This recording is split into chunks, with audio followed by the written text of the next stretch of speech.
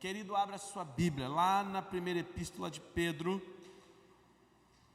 1 Pedro, e a palavra de Deus direta ao seu coração nesse momento é baseado em 1 Pedro capítulo 1, do versículo 3 ao versículo 9. 1 Pedro capítulo 1,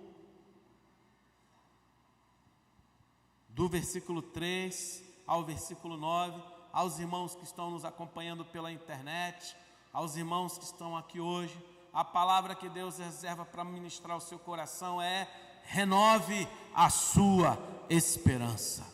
Amém?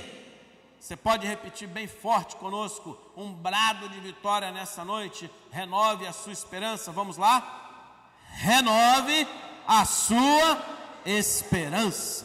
Amém? É isso que Pedro está dedicado aqui a escrever, a ministrar para os seus irmãos nessa epístola, agora que vamos ler nesses versículos. Leamos juntos a palavra de Deus, que diz assim: louvor a Deus por uma esperança viva, é o tema. Bendito seja o Deus e Pai de nosso Senhor Jesus Cristo, conforme a sua grande misericórdia.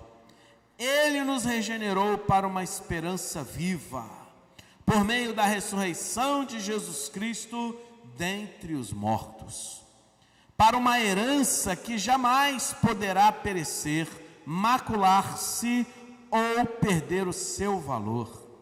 Herança guardada nos céus para vocês que, mediante a fé, são protegidos pelo poder de Deus até chegar à salvação prestes a ser revelada no último tempo.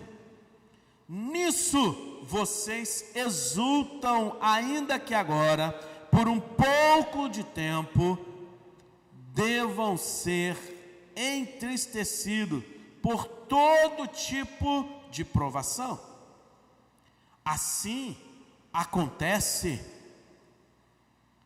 para que fique comprovado que a fé que vocês têm, muito mais valiosa do que o ouro que perece, mesmo que refinado pelo fogo, é genuína e resultará em louvor, glória e honra quando Jesus Cristo for revelado.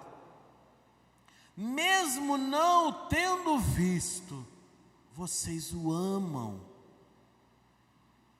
E apesar de não verem agora, creem nele e exultam com alegria indizível e gloriosa, pois vocês estão alcançando o alvo da sua fé, a salvação das vossas almas. Amém? Aleluia! Que texto maravilhoso! Que palavra maravilhosa essa de Pedro! Como o coração dele estava cheio de alegria e de exultação para escrever para os seus irmãos. Quem escreve isso aqui é o Pedro, aquele mesmo Pedro que negou Jesus, aquele mesmo Pedro que traiu Jesus dizendo que não o conhecia. Deus restaura a vida de Pedro e dá a ele de volta ao seu ministério, e Pedro então continua a sua caminhada. Agora esse Pedro, ele pode escrever isso aqui para os seus irmãos, e aqui a gente já aprende algo tremendo. Deus pode mudar a história, Deus pode restaurar a vida de uma pessoa, mesmo que ela tenha errado, mesmo que ela tenha fracassado. O Senhor pode mudar completamente a sua história e te dar um recomeço, e te dar um rumo novo, e usar você para a honra e para a glória do poder dele. Deus pode fazer com você, meu irmão e minha irmã, o que fez com o apóstolo Pedro, alguém que agora podia ser usado poderosamente pelo Senhor. Posso ouvir um amém? Pedro escreve isso para os seus irmãos judeus. Os seus irmãos que estavam sofrendo perseguição, famílias que estavam sendo dispersas para todos os lados, perdendo tudo. E esse texto Pedro escreve para quem está sofrendo. Pedro está escrevendo isso aqui para quem está com medo, para quem está temeroso, para quem tem dúvidas sobre o amanhã. Pedro está escrevendo isso aqui para quem está cheio de incerteza em relação ao que vai acontecer amanhã. Para nós que vivemos nesse período pandêmico, as palavras de Pedro aqui são como se tivesse sendo escritas no jornal de hoje pela manhã. Para nós, essas palavras que ele diz aqui para os seus irmãos lá no primeiro século, servem para a gente como se estivesse sendo escrita agora. Porque nós também podemos não estar vivendo o que os irmãos em Cristo no primeiro século viveram, mas nós estamos vivendo o temor e a ansiedade e a incerteza do amanhã. Os irmãos com certeza ficam semana após semana verificando aí nas suas comunicações de WhatsApp, Facebook com os irmãos, telefonando para aonde é que está a vacina? Para qual idade a vacina? Qual a idade que está a vacina, a última agora? Quem se vacinou foi com qual idade? 60 e quanto? Já tem 65? Meu Deus do céu, está chegando perto de você, irmão. Rapidinho você vai ser vacinado. 65. E a gente fica lá verificando onde é que tem. Foi no posto de não sei da onde. 67, 65. E daqui a pouco é a segunda dose. E a gente fica nesse frisson sobre as questões do que estamos vivenciando. Quando vai chegar na minha idade? Vai demorar. Não, está sendo rápido. Como é que vai ser? Nós vivemos uma ansiedade hoje, como também nós vivíamos antes do tempo de pandemia.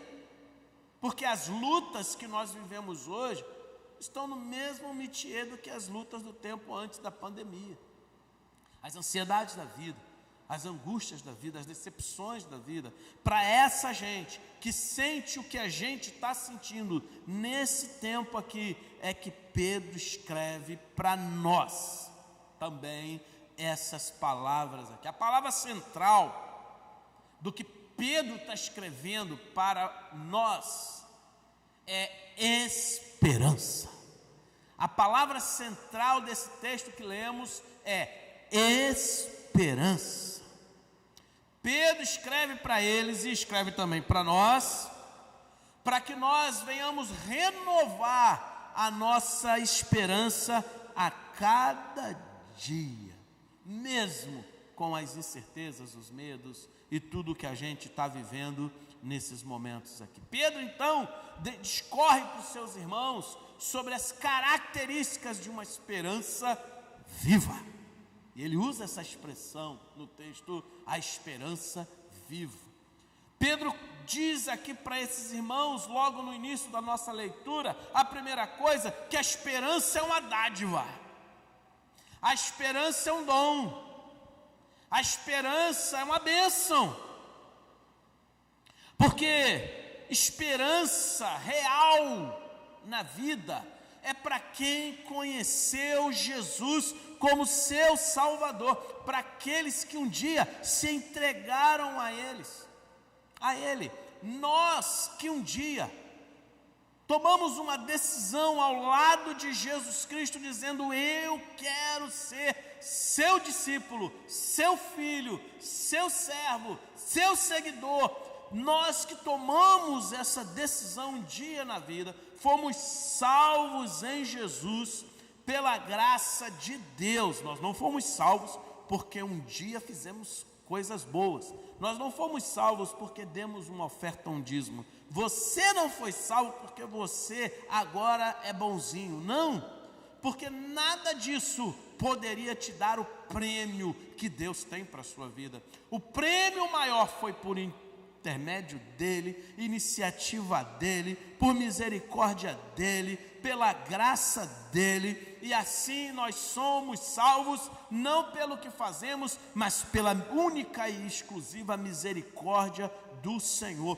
Houve um dia em que Deus enviou o seu Filho, Jesus. Ele morreu na cruz, nos deu graça, essa graça nos alcançou, e aí Ele lavou a nossa alma, jogou os nossos pecados no fundo do mar, e Ele nos restaurou. Pedro fala aqui, usa a expressão de que Ele nos regenerou, no versículo 3, é isso que o Senhor fez. Ele nos tirou de uma condição e nos colocou numa condição totalmente nova. Agora nós somos regenerados pela graça de Cristo Jesus, amém? Aí ele fala, esperança é isso aí, esperança é um dom, porque esperança é partindo de um pressuposto de que alguém foi regenerado. Quando Jesus nos salvou, Ele encheu nossos corações, e Ele usa essa expressão aqui, vocês foram regenerados para uma viva esperança. Aleluia, isso é muito bom. O mundo não entende. O mundo não entende essa expressão, viva esperança. Porque a ideia aqui que Pedro está dizendo é: como é que pode? Como é que pode? Isso é milagre. Vocês estão vivendo o que vocês estão vivendo e estão cantando, estão exultando ao Senhor. Como é que pode? Isso não combina, não encaixa. É o que Pedro está dizendo para os seus irmãos. Vocês estão vivendo o que estão vivendo, mas vocês continuam louvando e glorificando a esse Deus maravilhoso. É por causa dessa viva esperança. E nós também, em período pandêmico, pode ser que você seja acometido de Covid antes da vacina. E aí? O que vamos fazer? Como vamos sair dessa? Nossa esperança está na vacina? Amém ou não amém? Está na vacina? Não, amém. Não. Olha, a vacina você que tem que tomar a primeira dose. E depois, a primeira dose não faz o efeito esperado. Você tem que tomar depois do período a segunda dose. E depois que você tomar a sua segunda dose, depois de 60 dias de ter tomado a segunda dose, é que você vai estar imunizado dentro de uma porcentagem. Como qualquer outra vacina, como qualquer outra, né? Tem uma porcentagem de você estar ali imunizado. Você não vai estar completamente imunizado depois que tomar a sua vacina. Você vai estar bem adiantado, louvado seja o Senhor por isso, protegido, mas não 100%. A sua esperança não está na vacina. Tome ela, não pense em não tomar. Vai lá e tome a vacina. Mas a sua esperança não está no remédio. A sua esperança não está no médico. Vá a ele, deixa Deus usar ele. A sua esperança, a viva esperança, a esperança maior, a esperança que excede tudo o que a gente pode entender, ela está no Senhor Jesus. Nero não entendia isso. 60 anos depois que Jesus morreu, Nero vem e antes de incendiar Roma, aquela história toda, coloca a culpa nos crentes, e ele então pega os crentes e começa a matá-los. E Nero começa a entrar numa loucura tal que ele decide amarrar os crentes em postes e tocar fogo nos crentes.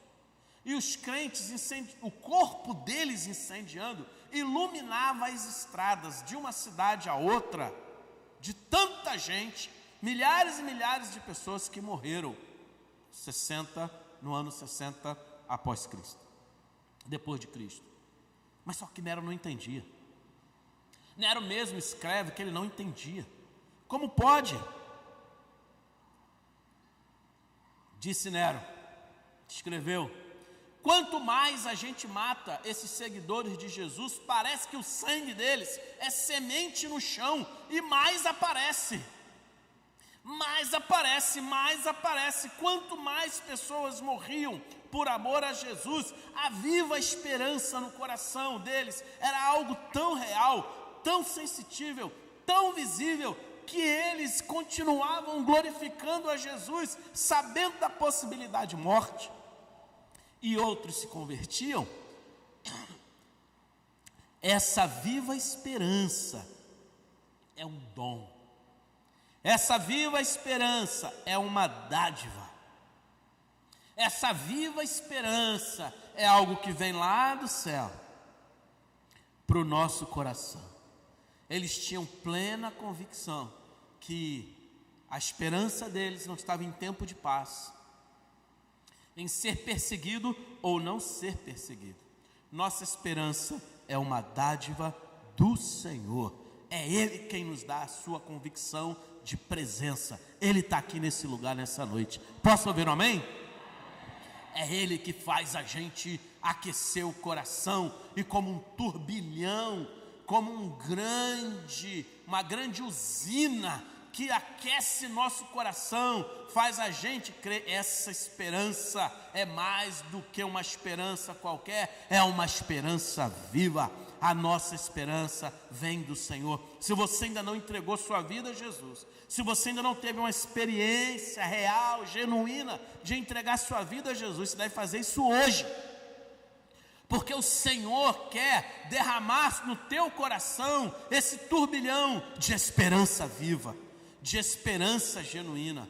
Se você ainda não tomou uma decisão ao lado de Jesus, você precisa receber essa dádiva no seu coração hoje, urgente, porque só tem isso quem entregou realmente a sua vida a Jesus. Só esses podem sentir a presença dele em seus corações. Pedro está dizendo: olha, vocês foram regenerados e por isso vocês têm uma esperança viva. Mas quando a gente vai olhar na palavra do Senhor, a gente vê aqui que algumas palavras a gente consegue trazer um significado real para o nosso português, mais fácil, são bem semelhantes, outras não.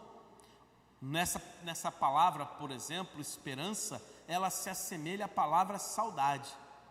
Em algumas línguas nem existe essa palavra saudade, é mais coisa de português e de outras línguas. A esperança é uma delas, porque na língua original do texto, ela difere da nossa palavra esperança. Por exemplo, a palavra esperança para nós significa expectativa. Eu tenho esperança, então eu tenho uma expectativa de que alguma coisa vai acontecer. Eu tenho esperança, então há uma probabilidade de que isso possa acontecer. Isso é o significado da palavra esperança na nossa língua. Porém, quando a gente vê aqui a palavra esperança no Novo Testamento, ela significa convicção. Quando Pedro está falando sobre a esperança viva, ele está falando de algo que não é uma probabilidade, não é uma expectativa. Ele está falando de alguma coisa que era real. Havia uma plena convicção. Então a esperança que Pedro está se referindo aqui é uma esperança cristã, é uma esperança cheia de convicção de que alguma coisa vai acontecer. Por quê? Pela prova, porque Jesus Cristo está entre nós. A nossa esperança é uma esperança cheia de convicção, não porque alguém disse, não porque alguém puxou um documento, um decreto, falou: ó, a partir de agora tem um decreto. Qual é? Jesus está no meio de vocês. Não. A nossa convicção a nossa esperança parte da convicção de que Jesus disse para nós: onde estiverem 2 ou 3 reunidos em meu nome, ali eu estarei. Jesus está aqui nesse lugar. Amém? A presença dele é real. Por isso Pedro usa essa esperança viva. Nós não achamos que alguma coisa vai acontecer. Nós temos plena certeza. Cristo está vivo. Cristo está aqui entre nós. No nosso português, essa palavra esperança, que significa expectativa, que significa probabilidade, quando a pessoa perde, ela demonstra isso. Uma pessoa sem esperança, para ela chegar a não ter esperança, é porque ela também não tem mais alegria. Se uma pessoa não tem mais esperança, é porque ela também não tem mais sorriso. Se uma pessoa perdeu a esperança, é porque ela também não tem mais alegria de vida. A falta da esperança é demonstrada através do semblante, da atitude, do corpo da pessoa, da maneira como ela vive, como ela demonstra na sua atitude corporal. Mostra claramente, essa pessoa já não possui mais esperança, porque agora ela não tem esperança. Por quê? Porque já perdeu outras coisas na sua vida. E aí que está a diferença. A esperança viva que Pedro está dizendo para nós aqui é baseada em alguém que teve um encontro com Jesus. Porque ser salvo por Jesus é ter uma injeção, dose dupla de esperança de volta na vida. E a pessoa que está sem essa esperança, ao encontrar-se com Cristo, ela passa a ter de volta toda a esperança que alguém possa ter na sua vida, mas não uma esperança que alguém tira, não uma esperança que pode variar conforme o período da sua vida, não, é uma esperança viva, é uma esperança completa, a ponto de você estar no momento difícil, como os irmãos aqui estavam sendo, perseguidos, sofrendo, passando por momentos terríveis, mas eles poderem celebrar ao Deus da esperança. Cristo é a nossa esperança. Amém, meu irmão? Cristo é o que renova a esperança de uma pessoa. Cristo é o que traz de volta o sorriso para o semblante. Cristo é o que traz de volta o olho brilhando, a pupila dilatando com sonhos. Cristo é que faz alguém erguer a cabeça e olhar para cima, olhar para frente, ter sonhos, ter novas probabilidades de vida. É Cristo quem nos dá a direção para o futuro. Por isso que você deve viver esse período de pandemia celebrando ao Senhor. Renove a sua esperança a cada dia em Cristo, celebrando ao Senhor. Porque pode ser que você não morra agora de Covid, mas você pode ser acometido por outra enfermidade que são milhares que alcançam a nossa sociedade. Porque a falibilidade humana do corpo é algo real. Nós estamos bem agora, mas pode ser que daqui a pouco, que a gente nunca mais ouviu, como a gente comentou hoje falar, volte o mosquito Aedes aegypti aí da onde ele foi, e volte a falar de dengue. Ele deve estar em algum lugar, esse mosquito, e ele volte para a nossa região, e começa tudo de novo, dengue, e chikungunya, e não sei o que, e corre, vacina, e corre, meu Deus, e posto cheio de novo, e não sei para onde eles foram. Vamos orar para eles não voltarem, né? Fica lá onde eles estão. Mas o nosso corpo é falível.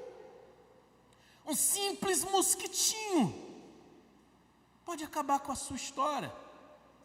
Então, meu querido, se a sua esperança estiver na cura de uma enfermidade, na saída da sociedade de uma pandemia, se a sua esperança está em alguma coisa que seja daqui visível, a sua esperança é uma esperança superficial e ela pode acabar a qualquer momento. Sua esperança não está nos seus filhos, sua esperança não está no presidente, no governador, no prefeito, sua esperança não pode estar no seu casamento, sua esperança não pode estar em coisas que vêm na vida de alguém e passa.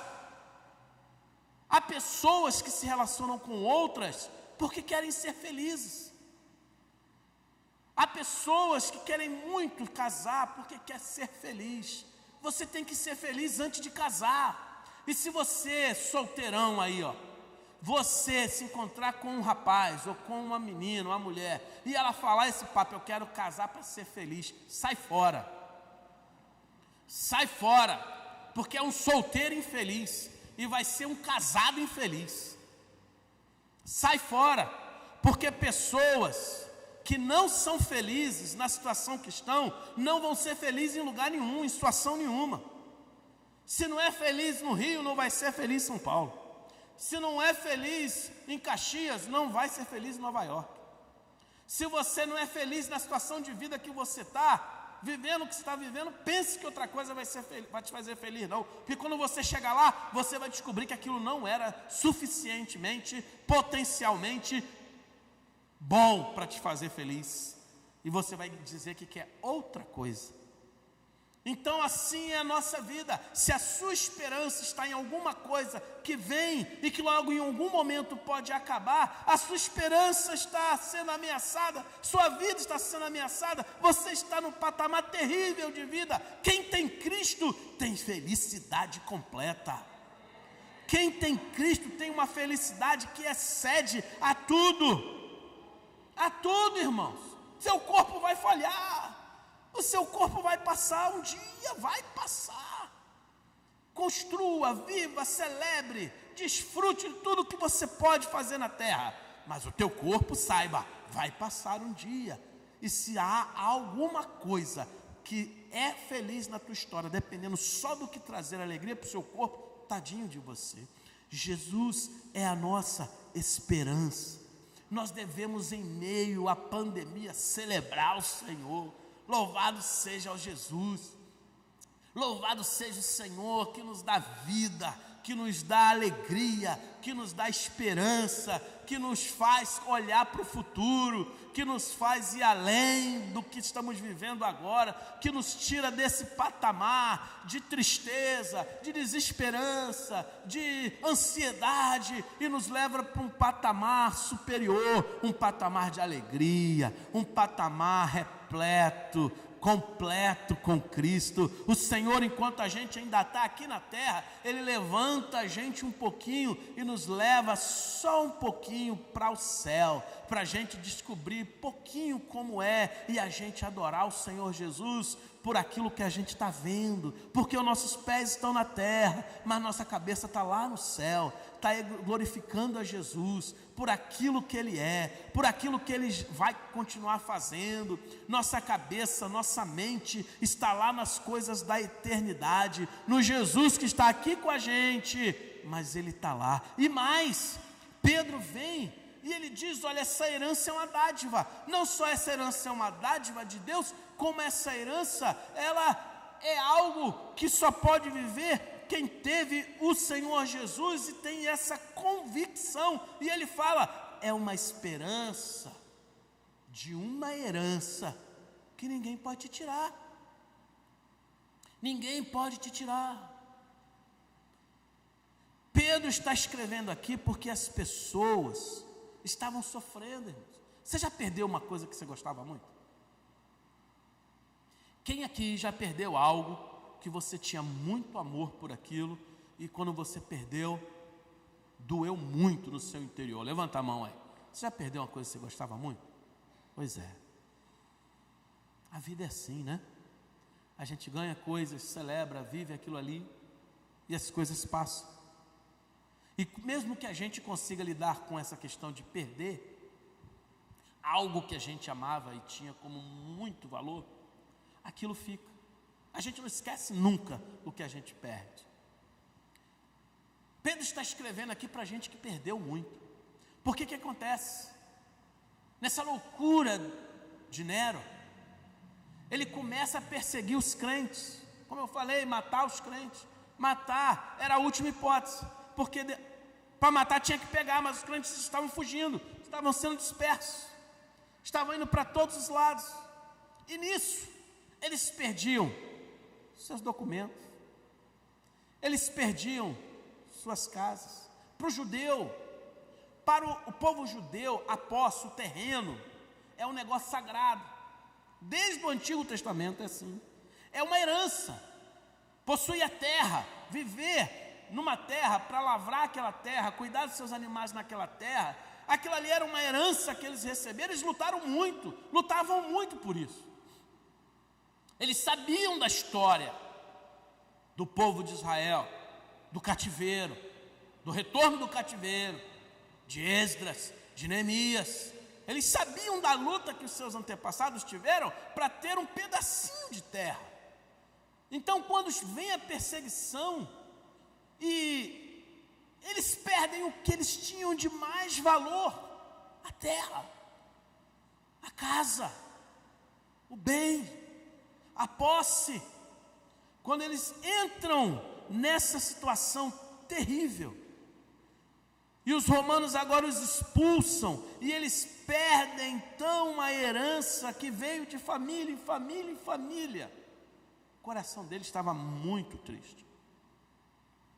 Pedro fala assim: vocês devem adorar ao Senhor, mesmo perdendo o que vocês têm de mais valor, porque a verdadeira herança, a esperança, nos remonta para a nossa verdadeira herança. Ele diz no versículo 4: para uma herança que jamais poderá perecer, macular-se ou perder o seu valor.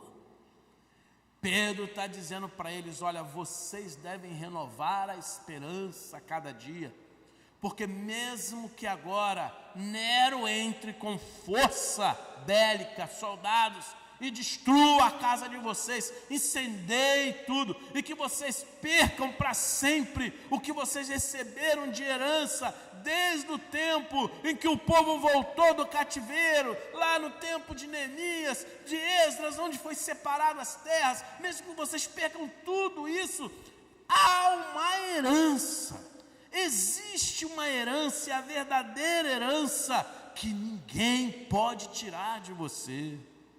Existe uma herança que está acima de toda herança, e Pedro diz para esse povo: herança guardada nos céus para vocês. Que coisa tremenda! Ele diz: vocês são protegidos pelo poder de Deus. Essa herança está guardada, essa herança que nós temos, essa esperança que remonta à herança maior, não pode ser tirada por Covid, não pode ser tirada por ninguém. Um dia o teu corpo, meu irmão, vai perecer, e a herança não está nesse corpo físico, não está no que você está carregando aí para baixo, para cima, que é esse teu corpo. A tua herança está num corpo celestial, está na presença do Senhor. Quando seu corpo for transformado, como no corpo de Cristo, um corpo transformado, um corpo que sai da matéria, do físico, e vem para o etéreo, vem para o invisível, um corpo em que não haverá doença, um corpo em que não haverá Covid, não haverá pandemia que possa detê-lo, um corpo que é o corpo da glorificação, na presença do Senhor. Aleluia! Por isso Pedro está dizendo para essa gente aqui: olha, vocês podem ser perseguidos, vocês podem perder tudo, vocês podem perder o que vocês acham que tem mais valor aí no tempo de vocês, mas não deixa de glorificar ao Senhor Jesus, porque vocês têm uma herança acima de tudo, uma herança que está nas mãos do Senhor, uma herança que está guardada com Cristo, uma herança que ninguém pode tirar de você, é a sua salvação. Creiam. Enquanto eles tomam posse, fazem seus planos, seus projetos, enquanto as pessoas, os poderosos, estão maquinando o que acham que é melhor, creia que o Senhor tem para você uma posse celestial. Você está guardado em Cristo Jesus. Você crê nisso? Amém? Quem guarda os filhos de Deus não é governante, não. Os filhos de Deus estão vivendo na terra. mas tem projetos de poderosos para todos os lados.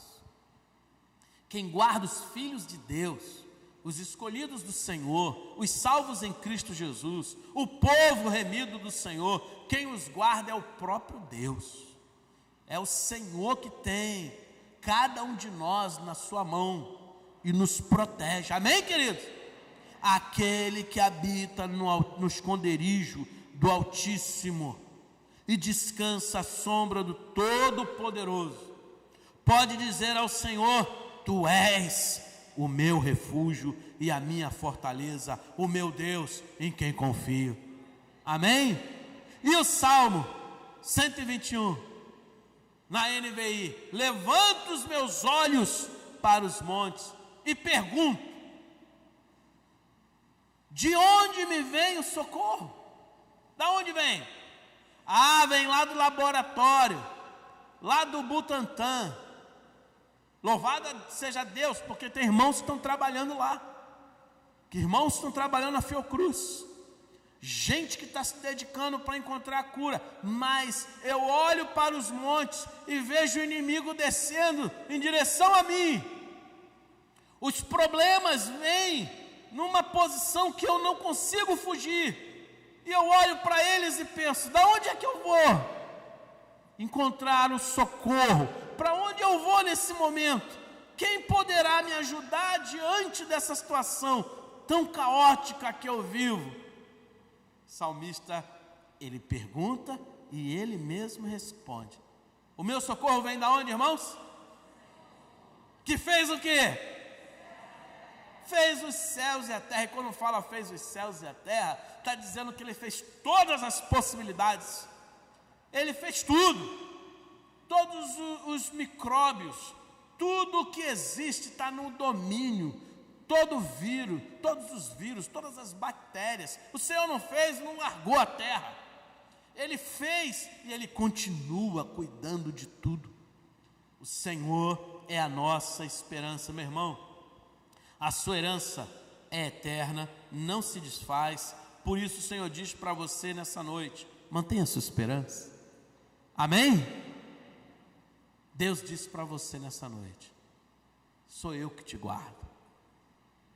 Sou eu que te guardo. Deus disse para cada um de nós, para o nosso coração: leva isso para o teu coração, leva isso para casa nessa noite. Se você não conseguir recordar tudo que o Senhor está ministrando para você, pelo menos leva isso com você nesse momento. O Senhor te diz: sou eu que te guardo.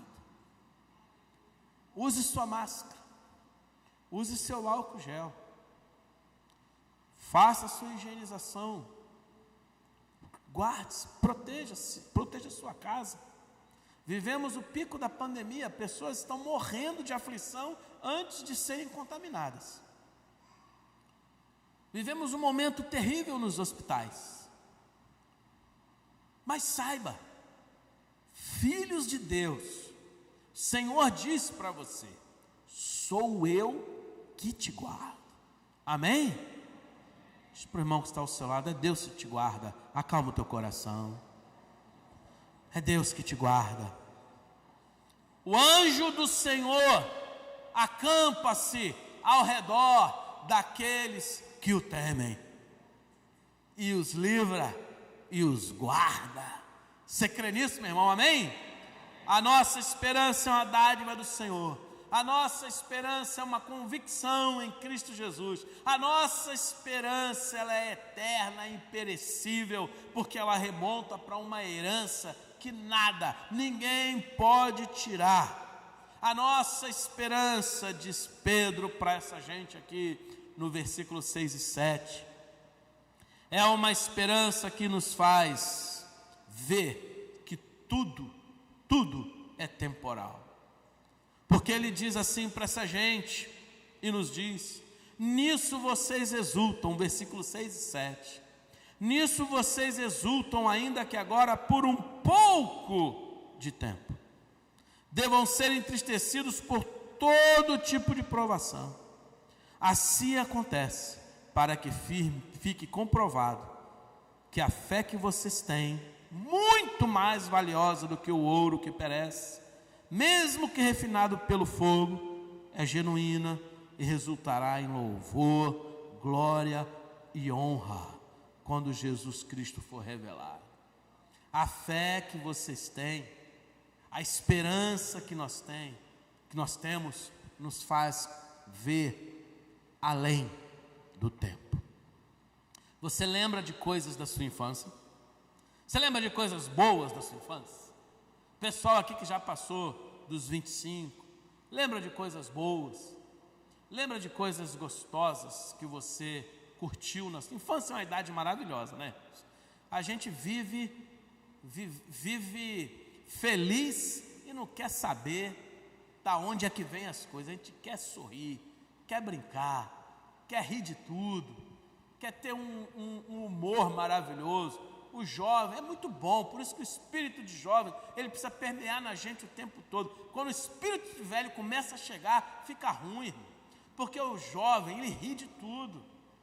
Você já viu o jovem rir do sapato dos outros? Está rindo de quê? Do sapato dele. Você olha assim, pô, está rindo do sapato. O jovem ri do cabelo do outro. O jovem ri de tudo, ele tem um humor aguçado. Faz bem rir, irmãos, não é ruim não. Faz bem ter um humor leve, porque os problemas da vida vão calejando a gente e vão fazendo a gente ficar muitas vezes triste, carrancudo, só vendo problema,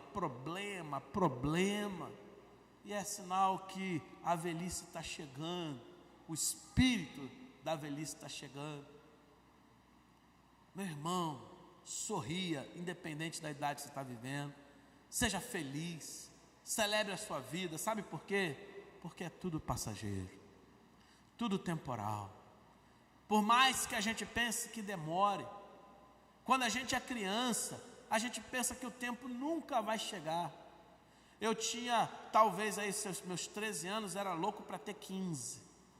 Você já viu criança como é que é? É assim, né? E quando tem 15 é louco para ter 18. Não, quero ter 18 não, porque 18 anos faz tudo. E a pessoa sempre acha que está longe de chegar na idade que quer, das coisas que vai fazer. Mas é tudo passageiro e tudo vai, fica para trás. Pedro está dizendo que a nossa esperança nos faz ver que as coisas que a gente vive agora, todas são temporais. Então ele diz aqui, olha, vocês estão sofrendo, mas lidem com esse sofrimento como sendo algo passageiro. Você está passando pelo deserto, você está passando pelo sofrimento, você está passando pelas dificuldades, e se você está passando por eles, pelos problemas, eles vão ficar para trás. Vai chegar um momento em que a vitória será completa, e já que você sabe que vai chegar o momento completo da tua vitória, que esse momento, mesmo que não seja aqui na terra, seja lá na eternidade, vai chegar. Enquanto você está passando pelo sofrimento, saiba, ele é necessário para aprimorar a sua fé, é o que diz Pedro. Como o ouro que está sendo refinado para ser um ouro puro e não enferrujar, e não quebrar, e não oxidar, a sua fé, através dos sofrimentos que você está vivendo, ela está sendo refinada, lapidada, melhorada. Deus sabe cada centímetro da sua vida, e Ele sabe o que você pode e o que você não pode, e Ele sabe que o que nos acontece é para o bem daqueles que amam a Deus. Amém? Celebre. Está vivendo aflição, celebre ao Senhor. Pedro diz, quando uma pessoa está nas mãos de Deus, todo sofrimento que ela passa é temporal, é para provar a fé. É como se essa pessoa estivesse sendo provada pelo fogo. E o que nós estamos passando é temporal. Exulte ao Senhor, creia, na sua herança ninguém toca, então celebra ela desde agora. Cante em meio à pandemia. E é interessante que Pedro diz para essas pessoas, e os elogia por isso, olha, é como se ele estivesse dizendo assim, olha gente, eu me admiro de vocês, porque eu vi, eu andei lado a lado com ele, eu vi os milagres da multiplicação dos pães. Olha, eu vi quando aquele homem ressuscitou. Olha, eu vi quando aquele cego enxergou, como ele fazia aqueles milagres. Olha, eu estava lá quando ele morreu na cruz. Eu vi ele sendo transpassado por uma lança. Eu vi quando ele ressuscitou naquela manhã de domingo.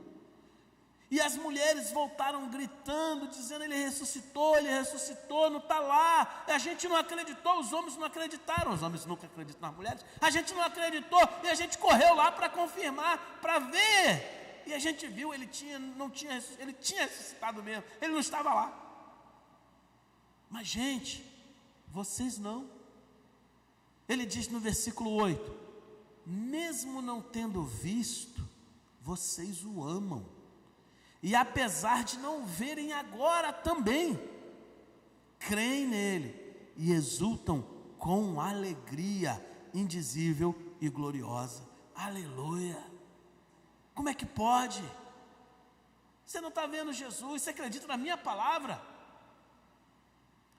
Você está está caindo numa ideia que alguém está falando com você? Você está tendo uma lavagem cerebral? Como é que pode? Você está vendo Jesus? Você vê Jesus aqui em algum lugar para você adorá-lo, e semanalmente e periodicamente você dedica, vem aqui e diariamente entrega a sua vida a Ele, fala com Ele. Que loucura é essa? Pedro está dizendo: vocês não viram, mas mesmo assim tem algo sobrenatural que permeia o ser de vocês. É esse Espírito Santo dele, porque vocês não vendo, mesmo assim vocês o amam, mesmo assim vocês o adoram, mesmo assim vocês glorificam a ele, mesmo assim vocês não viram como eu vi, não estão vendo agora, e o coração de vocês está aberto. Aleluia! Que seja assim, diz Pedro, para a salvação das vossas almas. Que vocês continuem assim. Jesus Cristo está aqui nesse momento, amém? Nós o sentimos. O Espírito Santo que foi deixado aqui na terra confirma no coração de vocês, um do outro, que vocês adoram e seguem ao Jesus vivo. E que seja assim hoje, 2000 anos depois, praticamente, que Pedro escreveu tudo isso. Que como foi para aqueles judeus, seja para nós, que seja para a salvação da sua alma. Olha, não sei como está a sua vida, o seu coração. Não sei como você se encontra. Não sei como é que você entrou aqui hoje, não sei nem você que está vendo a gente pela internet, o que faz aí as misturas da sua alma de emoções nesse período, que é um período terrível. Mas uma coisa, Deus está dizendo para você hoje: renove sua esperança no Senhor. É Ele que te guarda. Se você nessa noite não teve encontro com Jesus, ou se você precisa reconciliar-se com Ele, faça isso hoje, agora. Se você é filho de Jesus, discípulo de Jesus, o Senhor está dizendo: continue exultando Jesus, porque isso é para a salvação da sua alma. E nós podemos nessa noite orar dizendo: Senhor, eu quero confirmar a minha esperança em Ti. Amém? Quantos irmãos do louvor estão vindo aqui à frente? Eu quero convidar você a ficar em pé, e a gente vai orar agora. Eu queria convidar você a colocar a mão aí no seu coração. Fecha seus olhos.